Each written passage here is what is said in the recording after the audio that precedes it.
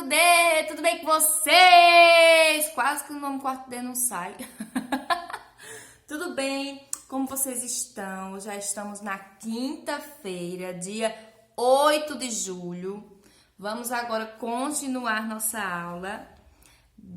A nossa aula do texto Jabuti e a Fruta é um texto grande, então a gente tem muito que estudar sobre ele, tá?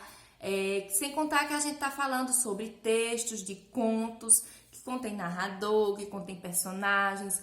Eu já expliquei a vocês como é que a gente pode identificar, né? Geralmente o narrador, ele tá contando a história. O personagem, quando ele vai falar, tem um travessãozinho na frente e a gente já identifica que é uma fala do personagem. Então, para o texto já ter mais emoção, a gente muda o tom de voz, olha quais são os sinais de pontuação para respeitar esses sinais e assim o texto ficar com mais vida, tá? Mas vamos continuar aqui, página 212 do nosso livro de língua portuguesa. Inclusive a questãozinha aqui, ó, até aqui, tá? Vamos lá. Aparecem também no conto outros personagens que participam da história, mas não são tão importantes. São os personagens secundários.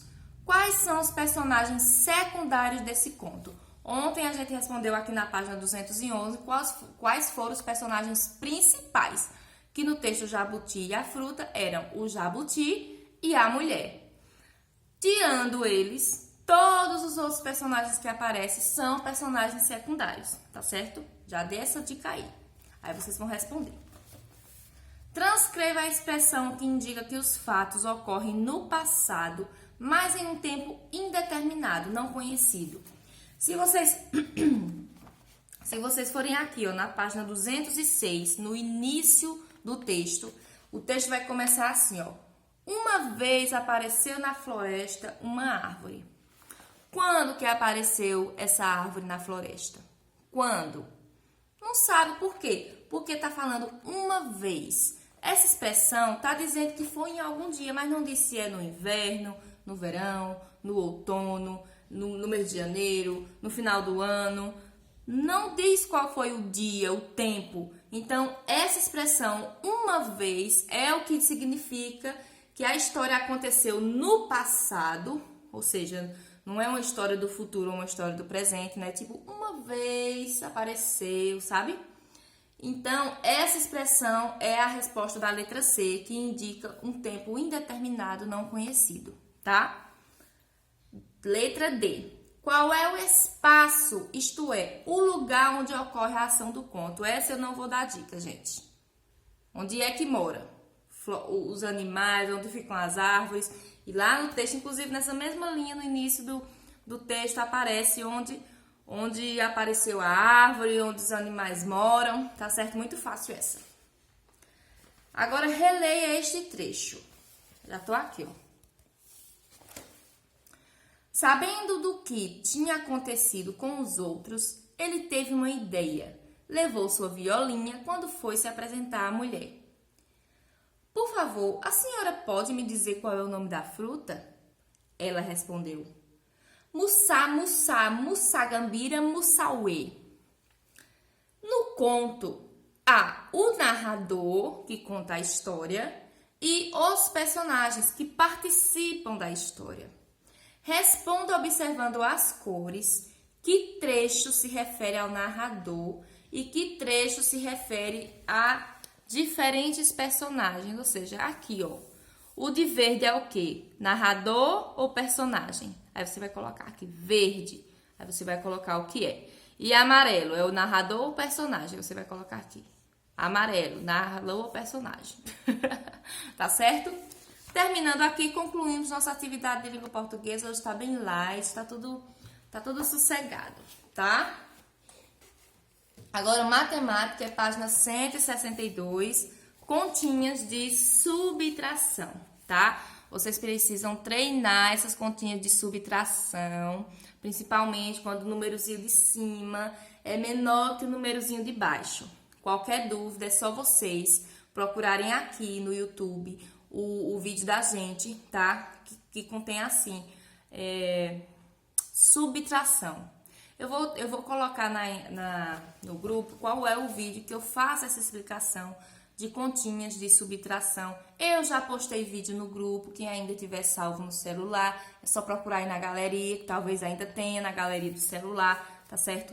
Já expliquei 2 métodos diferentes da gente fazer as continhas de subtração, que é aquele pedindo emprestado ao vizinho e também aquele outro da gente colocar um imaginário em cima no subtraindo e o número imaginário embaixo no minuendo.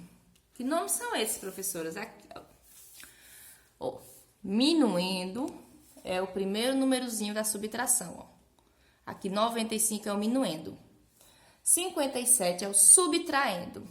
E o resultado é diferença ou resto, tá? Essas são as partes de uma continha de subtração.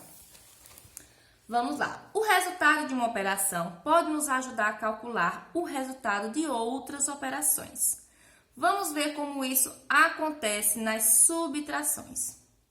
Observe na subtração ao lado o nome que usamos para cada um dos seus termos, que a gente já viu, né? Em cada item, compare as subtrações, faça o cálculo e responda a questão. Aqui, ó, nós temos esse mesmo cálculo, só que com um detalhe, aumentou 4 unidades no minuendo. O subtraindo ficou igualzinho, só aumentou 4 no minuendo. Aí a pergunta é, o que aconteceu com a diferença da subtração quando aumentamos o minuendo em 4 unidades e mantivemos o subtraindo igual? Aí você vai fazer essa continha, você vai armar essa continha que fica mais fácil para resolver e você vai ver o que é que aconteceu aqui. No resultado, também aumentou mais 4, ficou igual, ou aumentou mais que 4, menos que 4. Você vai analisar o que foi que aconteceu com o resto, né, com o resultado, depois que o minuendo aumentou 4. Aqui é a mesma coisa, só que ele diminuiu 4, ó.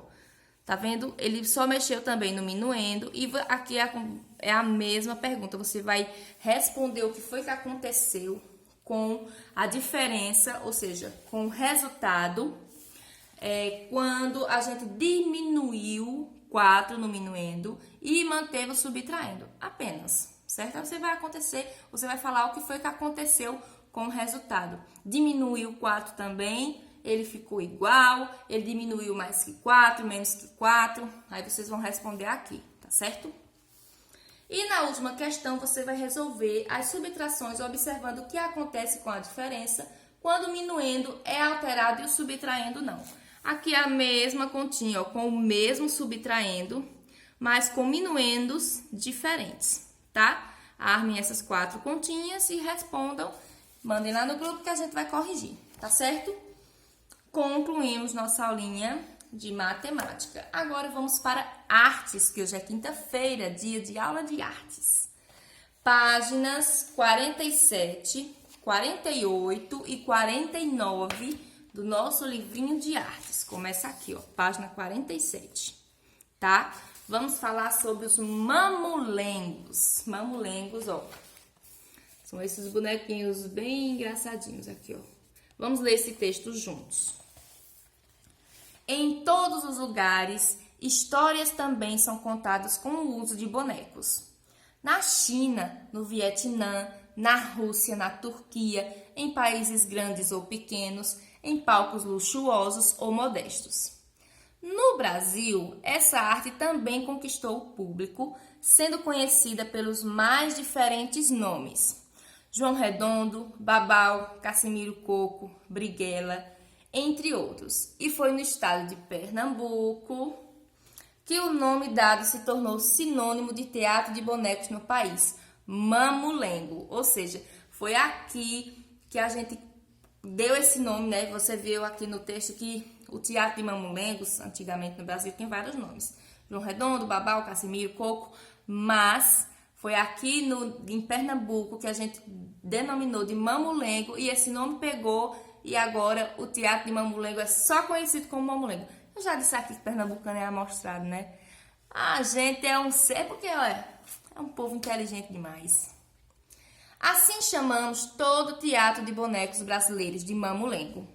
Talvez o nome tenha origem nas expressões mão-molenga, né? A gente tipo que juntou.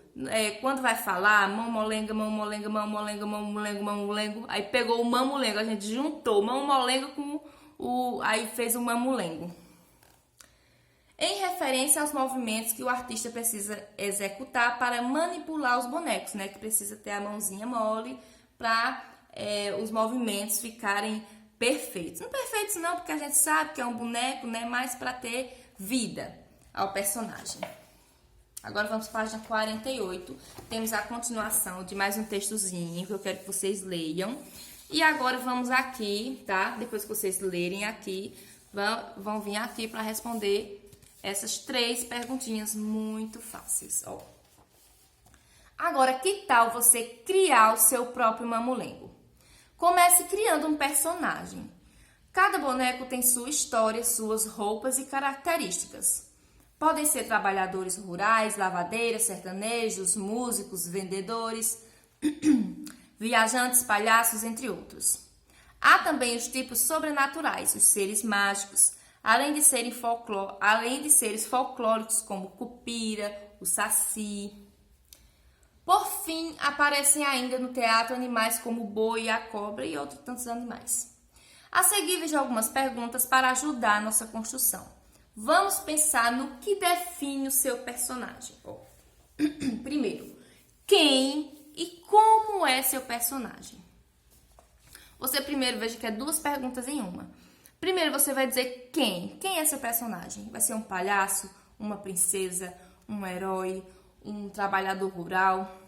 Quem? Pronto, aí você vai dizer, vamos supor, princesa.